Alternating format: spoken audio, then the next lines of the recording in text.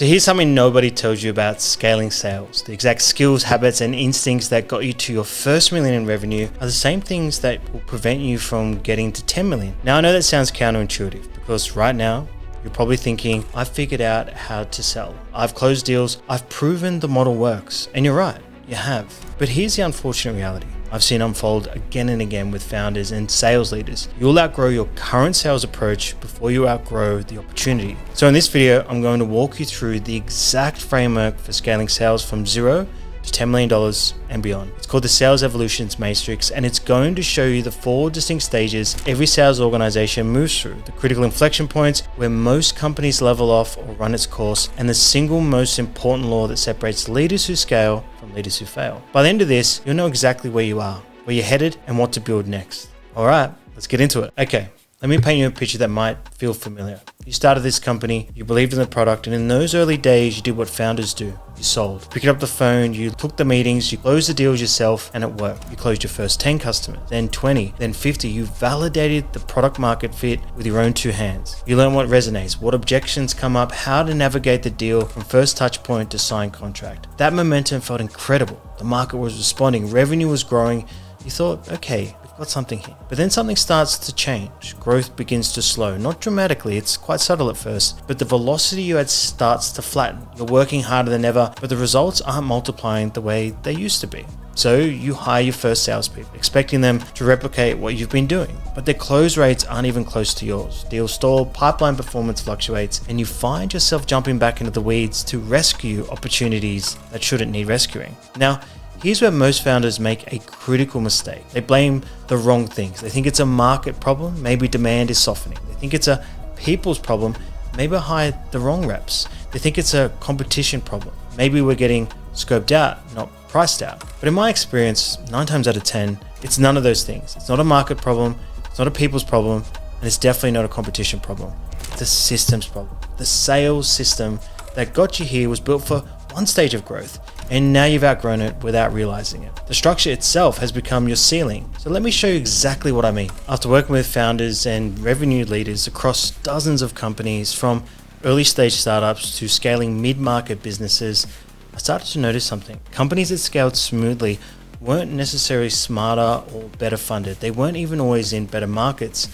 What they had was an understanding of something most people miss. That scaling sales isn't a straight line, it's a series of structural reinventions. Every 3 to 5 years, your sales system reaches a turning point. Your business has grown, and so have the demands on your sales process. What once drove your success now needs to adapt to support your next phase of growth. Call this the law of revenue decay. In every stage of sales maturity, the complexity of your sales increases at a rate faster than the informal structures that support it. In translation, the way you're selling today will break under the weight of where you're going tomorrow, unless you rebuild it deliberately. This is why I developed the Sales Evolutions Matrix. Think of it as your navigational chart for the $0 to $10 million journey and beyond. The matrix maps revenue scale on an axis against capability maturity on the other, and it reveals 4 distinct stages that every sales organization moves through. Stage 1, founder-led, $0 to $1 million. Stage 2, hybrid, $1 to $5 million. Stage 3, team-driven, $5 to $10 million. And Stage 4, institutionalized, $10 million and beyond. Now, here's what's critical to understand. Those aren't just labels. They're fundamentally different operating systems. Each stage has its own system, its own capability requirements, its own leadership behaviors. And the transitions between them, those are the make or break moments. I've seen companies overbuild too early, loading up on headcount, tech stack, and management layers before the market validated the motion. They burnt cash and created friction. I've seen companies underbuild too long, running hot in founder-led mode, well past its optimal lifespan. They lost deals to competitors with better coverage and faster response times. And I've seen partial build, where leaders install pieces of the next stage without fully committing. A manager here, a process there, it creates cultural confusion and unstructured accountability. Each of these patterns leads to the same place, a stagnant growth curve. So let's break it down, each stage, what it looks like, what it requires, and how to know when you're ready to transition. Stage 1, founder-led, $0 to $1 million. If you're here, congratulations. This is where the real work begins. Now at this stage, the system is simple. You are the sales engine. Deals close because of your network, credibility, your ability to adapt on the fly and make promises you can personally deliver on. And it's not a flaw, it's been your ultimate competitive advantage. So here's what's working for you right now. Speed. You can move faster than any hired rep ever will because you don't need approval. You don't need to check the playbook. You just act. product market intimacy. No one knows the product like you do. No one understands the customer pain points like you do. That shows up in every conversation.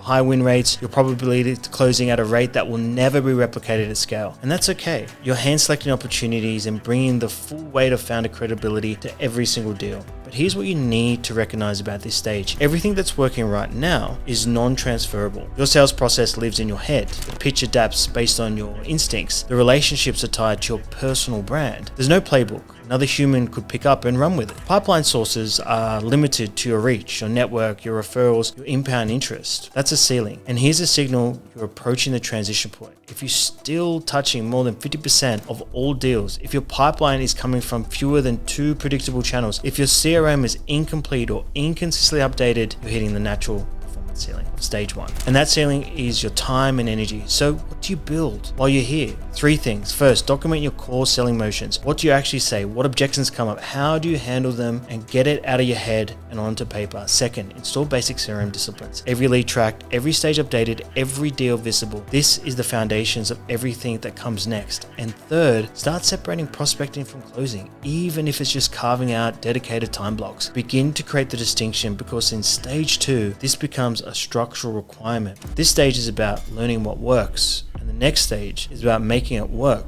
without you. Stage 2, the hybrid stage, between $1 to $5 million, is where things get fragmented. And I mean that in the most important way possible. At this stage, you're no longer alone, but you're not quite free either. You've made your first sales hires, maybe sales development rep to generate leads, maybe an account executive or two to run deals. There's some operational control starting to form. The CRM is getting used more consistently, and you're probably written your first playbook. But here's the verdict of stage 2. You're still in too many deals, and I need you to hear that clearly, because this is where most founders get stuck. Your presence in deals, which has been your greatest asset in stage 1, is now starting to corrupt the system. Here's how it shows up. Reps unconsciously defer to you in key moments instead of building their own conviction and closing skills. They wait for you to jump in and save the day, save the deal. Pipeline velocity slows down because deals are waiting for your input, your review, your blessing. Your best sellers become dependent instead of independent. They're learning to rely on founder magic instead of developing their own. And be honest with yourself, they're still involved in more than 20% of deals. Given that at this stage, you should be trending towards 10% or less, because the leadership shift in stage 2 is fundamental. You have to move from being the chief closer to being the chief enabler. That means your job is no longer to win deals, it's to build the people and process that win deals without you. You should be spending roughly 50% of your time on systems, playbooks, training, coaching, process refinement, and 50% on execution, not 80-20 the other way around. So here are the warning signs that you're ready, or even overdue, to move to stage 3. Win rates vary by more than 20% across your reps. That's a process and coaching problem, not a talent problem. Your managers, if you have them, are spending more time in deals than in coaching. That's a role confusion problem. Forecast accuracy is under 75%. That's a visibility and discipline problem. So what do you build first? Well, first, actively reduce founder involvement. Set a target, track it, hold yourself accountable. Second, standardize your qualification and discovery process. Make it repeatable, make it trainable, make it measurable. And third, start building management readiness. Even if you're not hiring a sales manager tomorrow, identify who could step into that role. Develop them, because stage 3 requires a management layer you can trust. This is the bridge stage. You're building the infrastructure that will either enable scale or box you in. Get it right, and stage 3 becomes possible. Get it wrong though, and you'll be stuck in founder-led purgatory for many years to come. At stage 3, ranging from $5 to $10 million, is where it starts to feel like a real organization. And at this stage, process replaces founder presence. You have a management layer, you have defined roles. Pipeline generation is becoming predictable. And the founder's influence on individual deals is now the exception and not the rule. So here's what the system looks like. You've got dedicated sales managers with defined team spans, typically 6 to 8 reps for each manager. These managers own quota attainments for their teams, and you've established a revenue operations function. Someone is responsible for pipeline analytics, forecasting accuracy, tooling. The data is starting to become trustworthy. You've introduced enablement, either a dedicated role or a team handling onboarding, skill development, and ongoing training. And your pipeline mix has diversified. You're not dependent on one channel anymore. You've got inbound, outbound, maybe partners, maybe events, multiple engines feeding the machine. The capability bar at this stage goes up significantly. You need a documented and enforced sales methodology, not just a playbook that exists, but one that's actually followed consistently across all teams. Your forecast actually targets should be plus or minus 10%. If you can't predict your quarter within that range, you have a rev operations and process problem. You need a formal coaching cadence. Managers should be spending the majority of their time developing their people, not closing their deals. And you need a standardized onboarding that ramps new reps predictably. 90 days to productivity should be your benchmark. Now, here's a leadership shift that catches a lot of people off guard. At stage 3, your time allocation should be approximately 70% systems and 30% execution. That means you're no longer coaching the reps, you're coaching the coaches. Your job is to make your managers excellent, to ensure the system is producing consistent results, to make decisions based on data from RevOps, not anecdotes from the field. But this stage carries its own risks. Coaching quality will vary across managers. Some will be natural developers of talent. Others will default to doing the job themselves. You need to identify this quickly and address it. RevOps might not yet be fully integrated across marketing and customer success. You'll have pockets of data excellence, but not a unified view. And if you're running multiple sales motions, small, medium business, mid-market, enterprise, you might not have distinct playbooks for each. That creates confusion and inefficiencies. So watch for these signals that you're approaching stage 4. Multiple segments operating without segment-specific strategies. Disconnected systems between sales and marketing creating handoff friction. And customer acquisition cost payback is trending upwards even though deal sizes are stable. That's a sign of operational efficiency that needs structural intervention. Stage 3 is where most companies either lock in sustainable growth or start to yield under their own complexity. The difference, whether you've built the infrastructure deliberately or let it evolve reactively. Stage 4, your brand is now institutionalized. $10 million and beyond, this is the destination, the fully evolved state. And at this stage, leadership governs the system, not the deals. You're orchestrating across multiple channels, multiple segments, and multiple teams, and you're doing it with close to enterprise level precision. So here's what the system looks like when it's fully built. RevOps is integrated across the entire revenue engine, marketing, sales, and customer success operating from a unified data foundation. You have specific segments and playbooks. Your small medium business motion looks different to your mid-market motion, which looks even more different from your enterprise motion. Each has its own sales cycle, its own personas, its own success metrics. Enablement has become a strategic function with certification paths, skill benchmarking, and continuous development programs. And your forecast models are sophisticated, factoring in pipeline velocity, deal size variance, risk weightings, and historical patterns. Capability bar at stage 4 is the highest. Forecast accuracy should be within plus or minus 5%. When you call a number, you hit it, you land it. That's the expectation. You're running national territories and account segmentation strategies. Coverage models are optimized. Resources are allocated based on data and not gut feel anymore. You have advanced analytics tracking pipeline saturation, stage friction, and win rate variances by segment, by rep, by product line. Here's what leadership looks like. 80 to 90% of your time is spent on systems, strategic resource allocation, cross-functional planning, market coverage optimization, and leadership development. And to 20% at most goes to execution. And even that's selective. You might be in the handful of strategic accounts, but you're not there to close. You're there as an executive sponsor, relational, symbolic, representing the vision. Your presence signals confidence. Your system handles the rest. You're not saving the deals anymore. You're blessing partnerships. Your job is to protect the system, to ensure the culture scales, to maintain the high performance DNA, even as headcount grows. But stage 4 creates its own challenges. Bureaucratic drag becomes a real threat. Process that once created efficiency can start to slow decision making. If you're not careful, you can lose agility. The responsiveness that made you successful in the early stages can get buried under layers of approval and coordination, and maintaining culture at scale is genuinely hard. The values and intensity that define the team at 30 people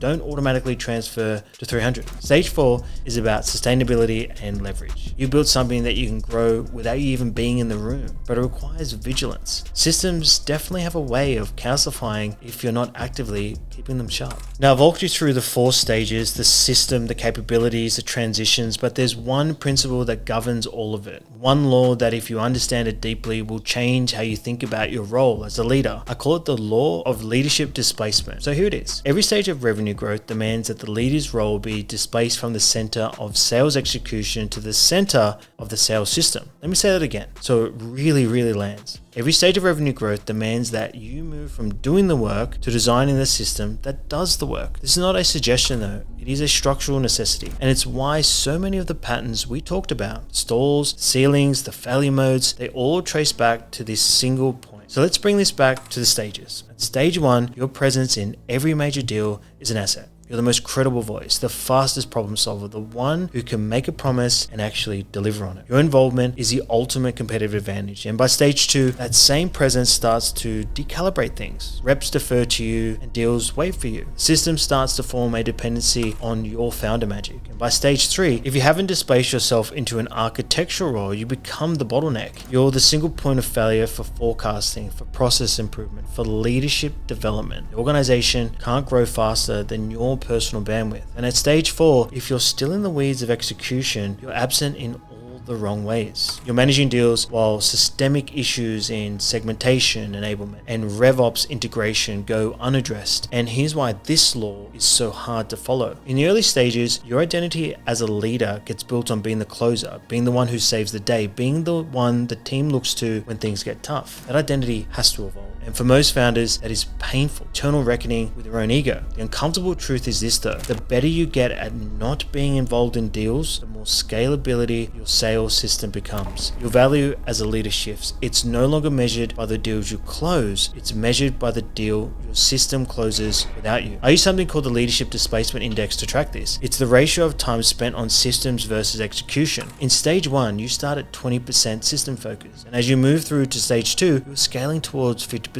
half building and half doing. And by stage 3, you're crossing 70%. The system now carries the weight. And in stage 4, you reach full maturity at 80 to 90% execution. It all happens without you. Monitor this quarterly. If your ratio is below the target for your stage, you have a leadership bottleneck. And I think you already know what I'm going to say. It's you. And these stages aren't theoretical. I've watched leaders ignore them, and the patterns that follow are predictable. 3 failure modes, each one is a symptom of staying too long in a stage you've outgrown. The first is the most visible. Failure mode 1, the performance cliff. Revenue rises when you're in the room. It falls when you're not. The team closes when you're on a call, and the team stalls when you're on a flight. Take a 2-week vacation. If close rates collapse, you're looking at a performance cliff. Zenefits lived this at scale. They were the fastest growing SaaS company in history. Rocket ship trajectory, magazine covers, the whole story. But the sales engine ran on founder-level intensity, not systems level structure. Remember, they tried to scale beyond the original inner circle, the engine stalled. They lost their valuation, they cut 17% of their staff. Growth had been tied to a personality. When that personality couldn't be everywhere, there was nothing underneath to hold it up. Failure mode 2 is something less obvious, but just as dangerous, the forecast mirage. Your pipeline looks healthy. Deals are progressing. The numbers say you're on track, but you're in half of those deals. Your credibility is doing the heavy lifting, papering over weak discovery, shallow qualification, gaps in competition positioning that nobody's addressing because you keep saving the deal at the last minute. Step back and those deals fall apart. The forecast misses start accumulating. Mark Roberge documented this at HubSpot. He found that when founders or managers parachuted into deals to rescue them, they weren't helping. They were inflating results. The pipeline looked strong. The customers weren't actually qualified. They bought the founder, not the fit. And later they churned. The credibility that closed the deal couldn't deliver on the product fit gaps it had hidden. And the third failure mode is the slowest to form and the hardest to reverse. It's called the cultural dependency loop. Team stops deciding. They wait. Deals stall because someone needs your input. No one wants to move without your approval. Judgment doesn't develop. It defers. This isn't loyalty. It's corrosive by design. And Jim Collins said it best. He called it the genius with 1,000 helpers. Rubbermaid in the 90s was a textbook case. The CEO was brilliant, involved in everything, always the smartest person in the room. So the managers stopped thinking. They waited for his magic to happen. And when he left, the company's ability to innovate and sell totally collapsed. Years of neglect had hollowed out their capacity to lead. Now, earlier in the video, I mentioned the cost of mistimed transitions, and this is where it becomes real. If you've overbuilded too early, adding headcount, management layers, and tech stacks before your motion is validated, you compress your customer acquisition cost payback and stress your cash position. If you underbuild too long, staying at founder-led mode, past expiration date, you lose deals to competitors with better coverage and faster response times, market share erodes. And if you do partial builds, installing some pieces here or there of the next stage, but not committing fully, you create cultural confusion and cloud accountability. And that's the worst on either extremes. So here's what I need you to take away from this. If you wait until you feel the fracture, you've already lost the advantage. The transition becomes reactive instead of proactive, expensive instead of efficient, and politically harder because now you're fixing problems instead of preventing them. The elite leader isn't the one who grows the fastest. It's the one who transitions stages at the optimal inflection point with minimal disruption and maximal momentum. Which raises the question, what do you do next? You've got the framework, you understand the stages, you know the law. Now let's make this actionable. The first thing I want you to do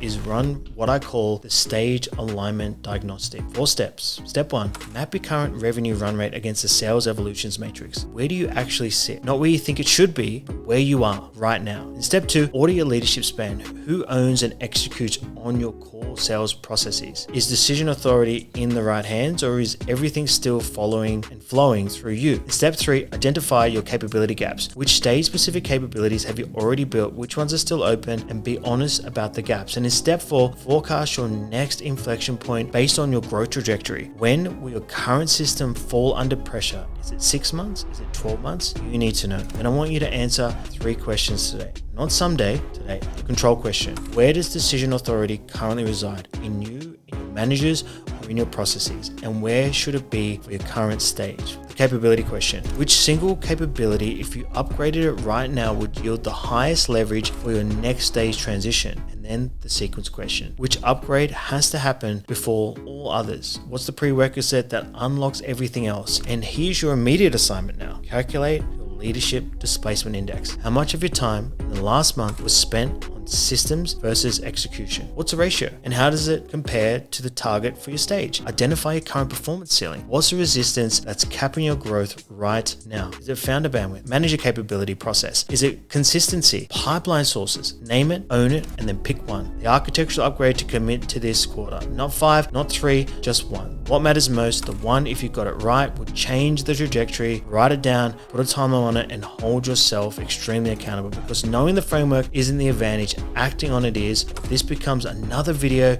you watched and not something you built from. Let me bring this full circle, because here's the thought I want to stay with you. What we've talked about today isn't just about revenue. It's not just about hitting numbers or building a sales team. It's about building something that can outlast your direct involvement, something that creates value even when you're not in the room. The leader who scales isn't the one who's the best closer forever. It's the one who makes themselves strategically unnecessary in execution so they can be essential in their system. That's the real cheat code. And look, every founder hits these walls. Every sales leader faces these transitions. You're not alone in this. The difference is whether you see it coming or be blindsided by it, whether you're proactive or reactive, whether you have a map or you're navigating by gut feel. But now you have the map, you know the stages, you know the transitions, you know the law that governs it all. The only question left is, what are you going to build next? Now, I put together resources to help you apply all of this, all the diagnostic questions, the stage frameworks, the transitional checklists, everything we covered today. The link is going to be in the description. Download it, use it, build from it. And if this framework was valuable, hit subscribe. I go deep on scaling leadership and building high revenue and performance-based organizations. And drop a comment. I want to know, which stage of the sales evolution matrix are you in right now? And what's the one upgrade you're committing to? I read every comment. And as always, I'm proud of you. Now, let's get to work.